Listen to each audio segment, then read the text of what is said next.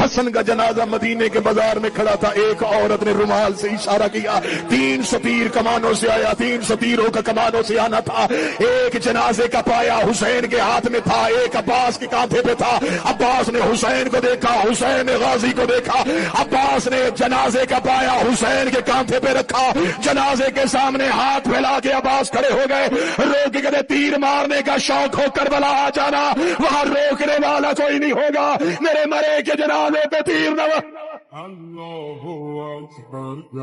70 تیر حسن کے جنازے پہ لگے،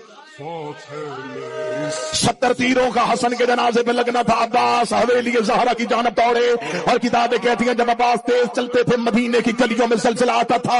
زینب دروازے پہ کھڑی تھی، مدینے کی گلیوں میں زلزلہ آیا، بی بی زینب رو کر کلثوم دعا کرنا، لے کے جنازہ گئے تھے، واپس عباس آ رہا ہے۔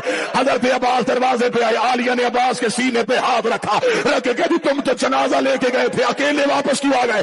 حضرت عباس نے سر سے امامہ اتارا، زینب کے قدموں میں پھینکا، رو کے کہا بی بی تجھے تیری ماں کی چادر کا واسطہ، مجھے میری تلوار دے، میرے جنازے پہ تیر لگے، انہوں نے میرے غریب کے جنازے پہ تیر۔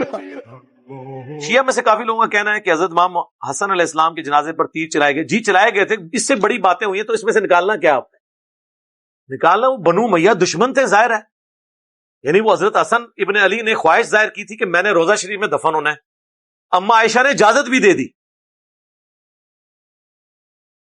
سیدہ عائشہ نے اجازت دے دی تھی، لیکن بنو امیہ چونکہ حکمران تھی، مروان بن حکم مدینے کا گورنر تھا حضرت معاویہ کی طرف سے، انہوں نے کہا یہ تو حسن کو اگر یہاں پہ دفنایا گیا تو یہ تو پھر بنو ہاشم کو پرائورٹی مل جائے گی اس حوالے سے۔ اس نے کہا میں نے نہیں دفنانے دینا، ایون حضرت حسین کو جنازہ بھی نہیں پڑھانے دیا گیا۔ حضرت حسین نے کہا ٹھیک ہے، حکمرانوں کا یہ ٹائٹل ہے، وہ پڑھائیں جنازہ، کیا فرق پڑتا ہے؟ حضرت حسن ان کے نہ تو جنازہ پڑھانے کے محتاج ہیں اور نہ روضہ شریف میں ساتھ دفن ہونے کے محتاج ہیں، وہ دفن ہونے سے پہلے ہی ان کو جنتی نوجوانوں کا سردار بتا دیا گیا۔